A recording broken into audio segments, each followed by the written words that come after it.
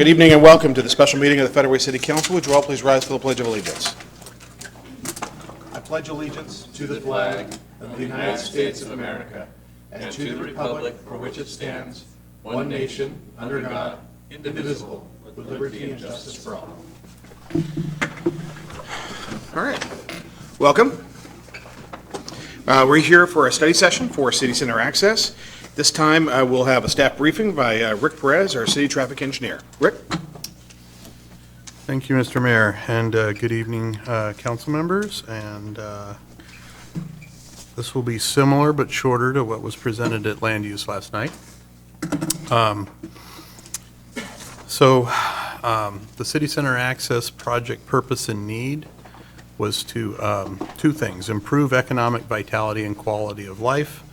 And what was driving that is the issue of roadway congestion, poor mobility for bicyclists and pedestrians in transit, delayed emergency response times that would continue to affect the quality of life and inhibit economic growth in the city center. The other is maintaining the integrity of the interstate highway system. Queues back up onto the main line I-5, which impacts regional mobility, including freight, and also decrease safety. And I-5 mobility needs to be maintained without impacting safety. So with that, we start off looking at forecasts based on our latest land use forecasts. And these are traffic counts that are estimated comparing now to 2045 estimates, where currently we've got about 4,000 vehicles an hour, which translates to roughly 41,000 a day on 320th, just west of I-5. This would grow by over 1,600 vehicles per hour, or roughly 56,000 vehicles per day. You'll notice westbound is almost a 50% increase in traffic volume, which would require at least one more lane. Westbound, and then a growth of about 33% eastbound, which would require at least one more lane. So you're talking about, a 6-lane arterial that could potentially go to 8 through lanes plus whatever turn lanes are necessary. Not exactly consistent with the comprehensive plan, which tries to limit the number of lanes so that pedestrians can get across them easily and safely. So when we started looking at alternatives to address this, we, and I mean we, I should clarify, we means the study support team and project management team, which consists of representatives not just from the city, Public Works, but also police and fire, and Washington State Department of Transportation, Federal Highway Administration, King County Roads, King County Metro, Pierce Transit, Sound Transit, and the tribes. So, yeah, I think that's everybody. Oh, and Puget Sound Regional Council. So we jointly developed these screening criteria to arrive at narrowing down the options. So clearly decreasing congestion on 320th would be one. Maintaining or improving access to the city center, providing opportunities for people that want to travel around the city center rather than straight down 320th. Improving non-motorized mobility, making it easier for bicyclists and pedestrians to get through. Improving safety of the general public, both on I-5 as well as city streets, and be designed to be feasible and constructible, addressing impacts to neighborhoods, parks, wetlands, and cultural resources, addressing impacts to commercial industrial property and whatever future land uses can be drained up, and also be acceptable to the residents that are impacted and the public at large. So when we evaluated all those with these different alternatives, and I'll get into describing these with greater specificity. you'll see that the one that scored the best is alternative 2I, closely followed by 2F, tied with 2B, which basically have the same basis of design. They're just different treatments at the intersection off-ramps. So I will describe these at this point. So alternative 2A would be the least cost option in that it basically provides one off-ramp in each direction, northbound and southbound, and the same on-ramp configuration from 320th northbound, and one on-ramp to from 324 southbound. All the ramp traffic would go through the intersections at 320th and 324th. And that works just barely. The intersection at 320th and southbound off-ramp, which, as we know, is already a bit of an issue, we can make it operate within our level service standard. The challenge is that any swings in comparing what our land use forecasts are and something different develops could tip this over quite easily. So the other option that we looked at is this hybrid alternative. Well, I should describe 2B first. So 2B is where the ramps, the off-ramps are separated from the on-ramps, they're grade separated. So the off-ramp would split 1 to 320th, 1 to 324th, which is grade separated from the on-ramp from 320th, which then merges with the on-ramp from 324th before it merges onto the freeway. So this provides good flexibility. It operates from a traffic perspective. It has the ability to accommodate future land uses such as Belmore. And the one fly in the ointment on this one is it does impact what Sound Transit is currently planning as the alignment for the Tacoma Dome link extension. And that's because of the merging of these two on-ramps. Because when you merge, then you got to let traffic settle out a little bit before they merge again with the main line. And that gets too close to the proposed alignment. We can have them shift that alignment. That does mean a few more residents of Belmore would be affected. Now again, this all depends on timing, right? Could be an impact, or it could be under redevelopment by the time this gets funded. So we don't know that yet, but that will be evaluated in the environmental documentation. But because that was the sticking point, we came up with this hybrid alternative, which similar, the off-ramp splits, and then the southbound off from 324th merges with the southbound on-ramp from 320th. And then they both go through the intersection at 324th. So it saves money, it saves how much on-ramp you're constructing. The downside is that the off-ramp to 324th, most of the traffic is going to want to turn right. And most of the on-ramp traffic is going to want to go straight. So they're crossing each other. They have a very limited space in which to make those lane changes, making a very tight weave, and then potentially, depending on what the traffic control is at this intersection, could back up the entire length of that weaving area, which could also then create some safety issues associated with that.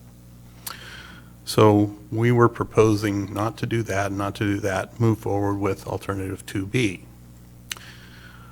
Other things, now, we started off with all the alternatives assuming that we would have signalized intersections at 324th. We also looked at doing a one-way couplet of 320th westbound and 324th eastbound. And other than the mall, most of the businesses were not too thrilled about that option. Also, King County Metro was not happy about that option because they plan on running a rapid ride line up and down 320th. And one-way streets have certain operational advantages because you're eliminating signal phases, but if we provided a counterflow lane for Metro, then a lot of those advantages are lost. So we're proposing to eliminate alternative 2C.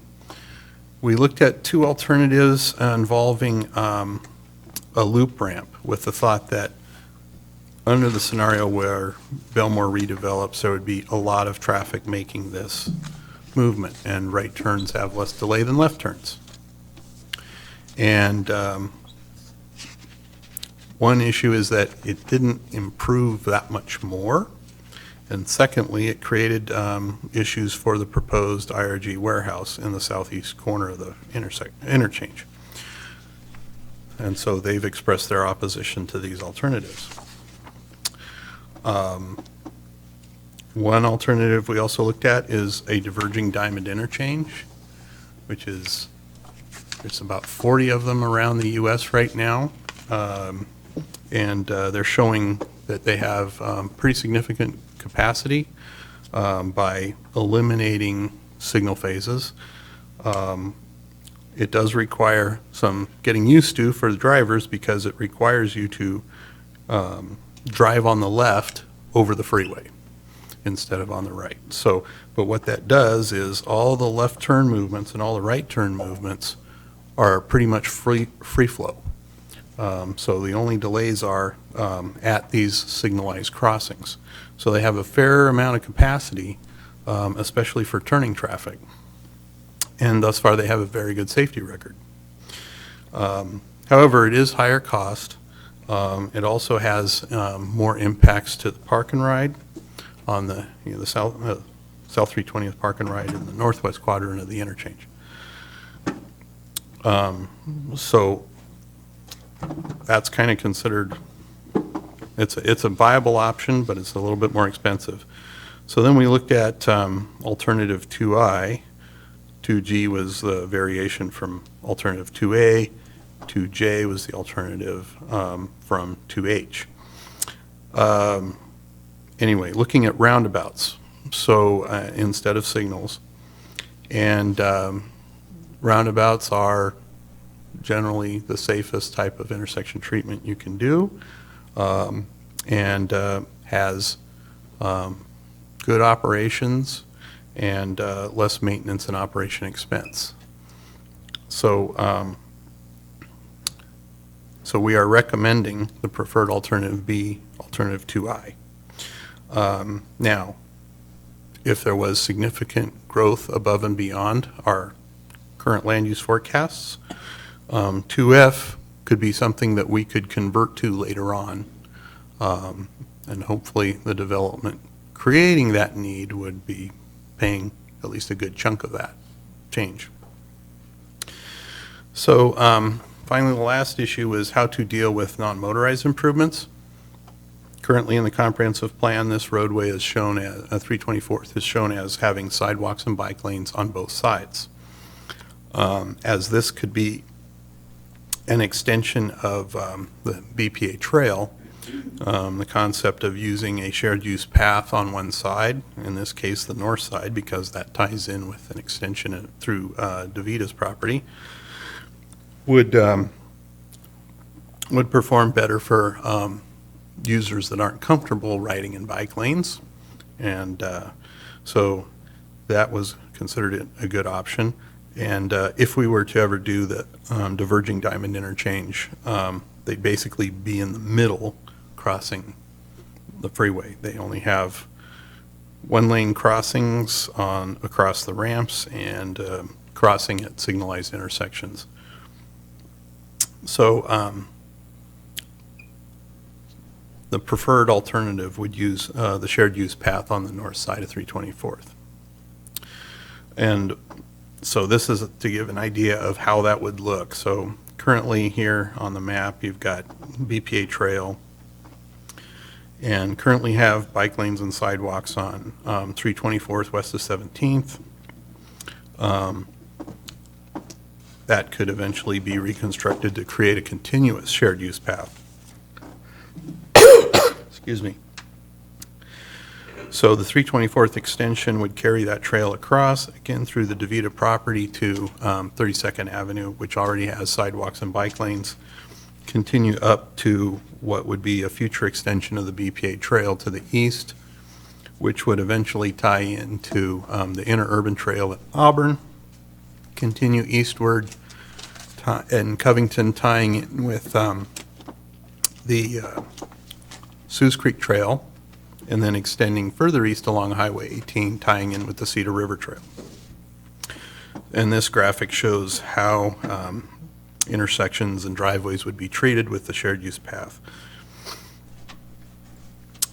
So overall in planning, all the different ways we're trying to address mobility needs. Alternative 2I offers benefits for improved traffic flow on 320th, ease of access to the city center for cars and trucks. It improves local street connections to the light rail station and an expanded transit network. Part of the proposal, which I'll describe further, is HOV lanes on 320th to support Metro's planned rapid ride. By providing more continuous shared use path, we're providing another option for bicyclists, skateboarders, and scooters, and pedestrians, and especially people with wheelchairs, creating access, again, to the transit center and light rail. So now we started off with the possibility of having both 324th and 312th. No access to I-5 from 312th, but just extending it across I-5, tying into Military Road, and then having 32nd Avenue extend up to it. However, we were able to demonstrate that just providing the access to the 324th extension met the project purpose and need, and therefore these improvements were not needed as part of the project. However, we are proposing they remain in the comprehensive plan for future growth beyond that 2045 horizon. Also, as part of that, and this is already in the comprehensive plan, that we would make the outside lanes on 320th from Highway 99 all the way out to Military Road as being HOV lanes to provide that improved access for the rapid ride extension. So with respect to public outreach, how did we come up with this? How did we provide outreach to the public on this? We did several open houses. We did one online and one in person for this, for these last alternatives that we were considering. Between the two, we had 472 people involved in that. We conducted outreach for different stakeholder groups, both residents and businesses. We had 155 people attend that. We conducted 6 stakeholder interviews. 22 people attended our environmental justice group briefings. I'll describe that in greater detail. On social media, a total of 34,000 folks involved in that. We also made direct contact at tabling events. And so out of that, what we heard was key issues are traffic congestion, imagine that, interchange modification recommendations, concerns about local impacts, making sure that we're providing multimodal options and improved safety, coordinating projects with whatever's happening on I-5 with the Gateway Project, Triangle Project, Sound Transit, King County Metro, making sure that we're not getting in each other's way, and finally, preserving the environment and open space as much as possible. So at the stakeholder briefings, we had 2 attendees at our business stakeholder briefing in May.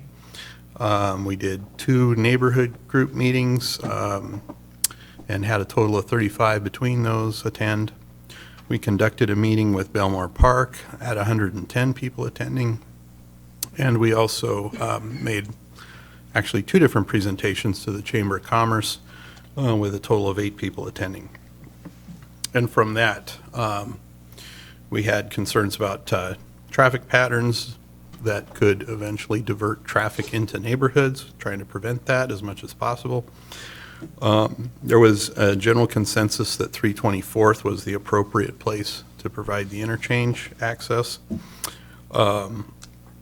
Pretty consistent agreement that the one-way streets on 320th and 324th was not a great idea, impacting businesses. And also, again, concern about the impacts to trees and wetlands in particular.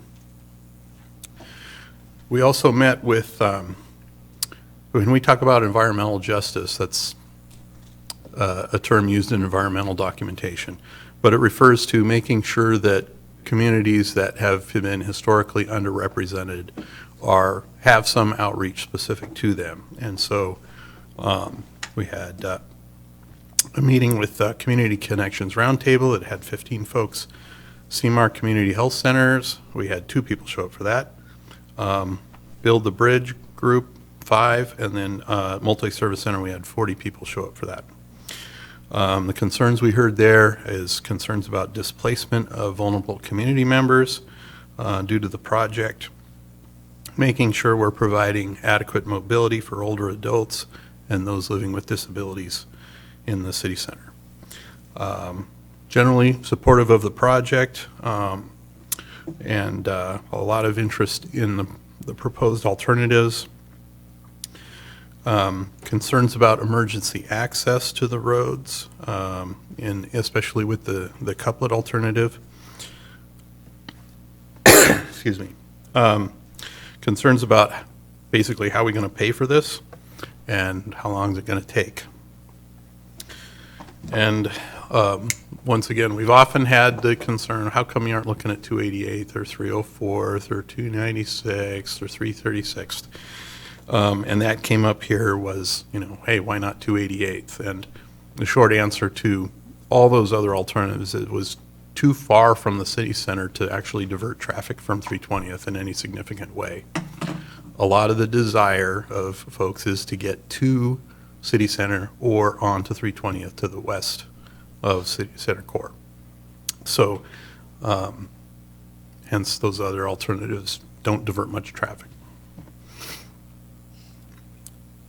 So the online open house was available online for 14 days.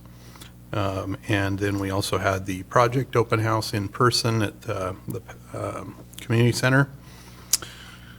And from there, we heard very similar themes. Non-motorized access is a priority.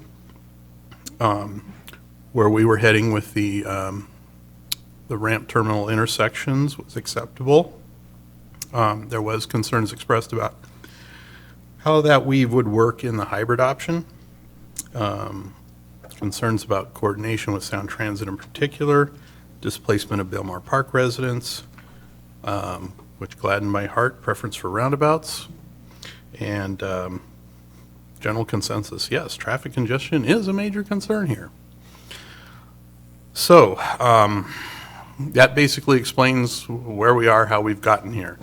So the next steps involved on the council consent agenda for the next council meeting on the 19th. We're hoping you'll approve the preferred solution.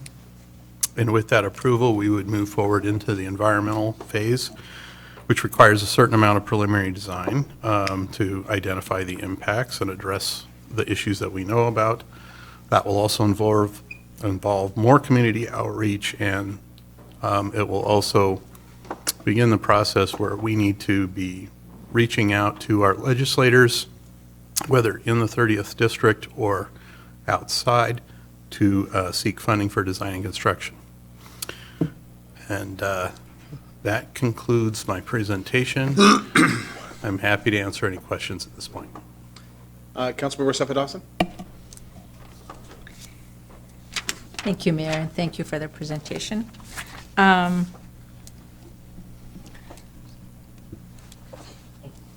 Alternate 2C, the one-way on 320th and 324th. Yes. So I know Metro is concerned. What is their concern? So With the rapid ride, they want both sides of basically having the stops right across the street from each other instead of a quarter mile away from each other. So the idea of rerouting eastbound onto 324th, they're very concerned about making sure that they stay on 320th, in particular to make sure they have a stop adjacent to the light rail station. So any diversion from that adds to their travel time. And so, and that the more they have to divert, the more they're concerned about being able to maintain a schedule.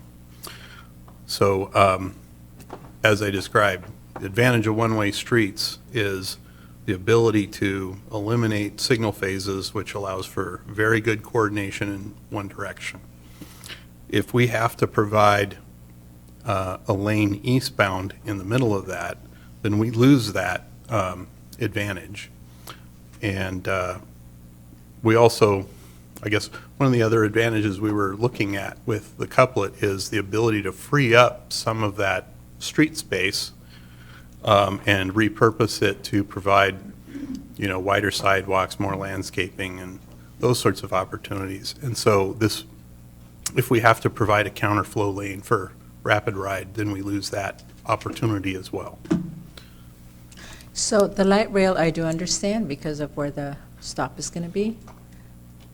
But we're also, if they have a second stop on 324th, that becomes irrelevant maybe. But in downtown Seattle, all the streets are one-way, and rapid ride does use those streets. Yes, it does. So one key difference is downtown Seattle encompasses a lot more than 2nd Avenue and 4th Avenue. And here we're trying to focus on the city center core. Now, if the core and frame expanded further, then that becomes less important. But typically you don't see a one-way couplet where the opposing streets are a quarter mile apart either. So it's much larger than your average one-way couplet. Okay, thank you. All right, Deputy Mayor Honda, and then Thank- Councilmember Tran. Thank you. Can you talk about the timeline and the funding for this project? Yes, this project was funded, this part of the project has been funded out of the budget using real estate excise tax, some general fund money, and traffic impact fees for about $2.4 million. There's probably a little more than a year to complete the environmental documentation, and that part is also already budgeted. After that is going to involve lobbying efforts to fund the final design and construction of the project. We're probably looking at anywhere from, well, $300,000 to $600,000 or $600 million to construct this. So it's not something that we can afford to do ourselves. We would probably be asked to contribute something to it, but primarily it's going to have to be positioned to get in whatever the next revenue package out of Olympia looks like. And it doesn't have to be constructed all in one phase. In fact, it's very unlikely to do that. Given our experience with the Triangle project, we'd be looking at a similar level of effort in lobbying to make sure we get those funds. If it's not constructed all at one time, what would be constructed first, and how would that help the situation? Well, that's a good question. When we looked at this before in 2009, the idea was build up 320th the way it needed to be first, and that could temporarily handle the additional traffic until you were getting everything else constructed. It may make more sense now to build 324th as an overpass and then work your way down the interchange modifications. I think that's going to be a topic that will need to be thought through, especially during the environmental process, and also as we get feedback from our legislators about what could, asking the question of, okay, if we got you 50 million, what would you do with it? If we gave you 100 million, what would you do with it?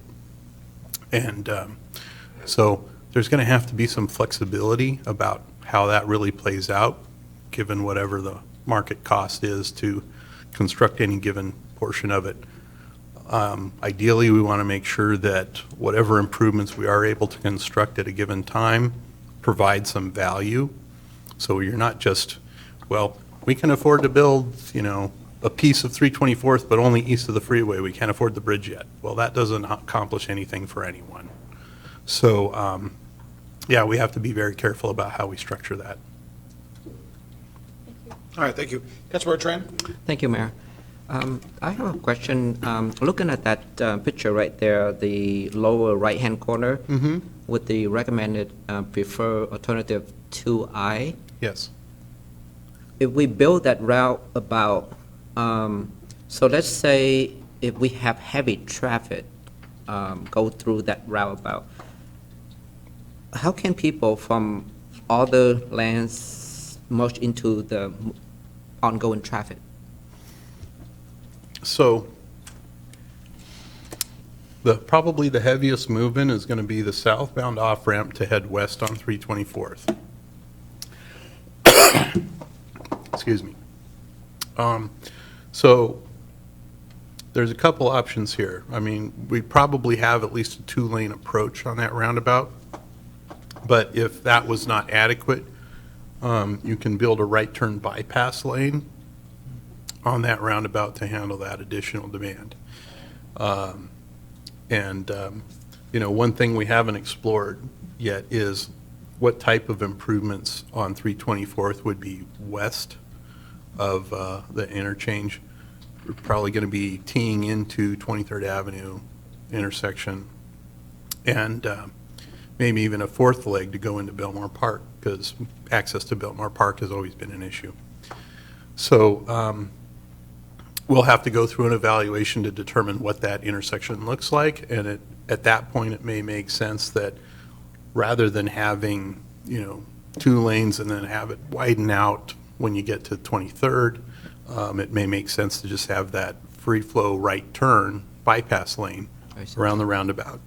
Just create 3 lanes until you get to 23rd, because presumably there'll be a pretty heavy movement on to 23rd making a right turn. So that could work out that way. But that'll be evaluated in greater detail in the environmental. Okay, thank you. All right, Councilmember Sefadasa? Okay. Councilmember Copang? Say in Union Gap over in Yakima, they did a very similar thing on the Yes. roundabouts that exit. So I think it's pretty well established. We have traffic engineers looking at these different designs Yes. and establishing capacity. So this is, again, this is not just, obviously we've got very qualified people on our staff, and you included, but we also have other professionals from other agencies looking at these plans as well. So Yes. to say that it's pretty well vetted from the professionals is pretty safe to say, isn't it? Absolutely. And then everybody will have as we add detail in the environmental process, preliminary design, there'll be, as we refine the design, there'll be further analysis to make sure everything's working. One thing you mentioned last night in land use I wanted to emphasize again is the improvements to 324th. So we're not just going into a 2-lane road with a center turn lane. Right. Can you let us know what those, what the plan would be to accommodate the additional traffic that would come off of the freeway?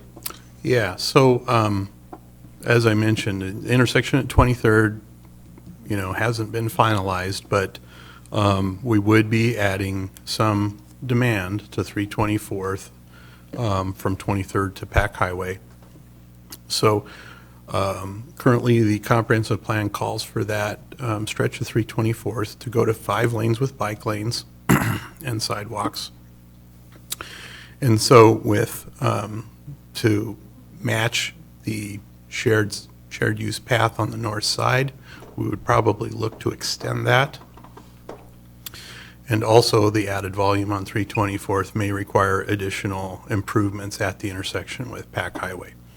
Haven't nailed that down yet, and of course, that has to be worked out with making sure we aren't having to relocate BPA towers and that sort of thing. So there are some site constraints on that, but yeah, it will require some additional improvements beyond the immediate interchange vicinity.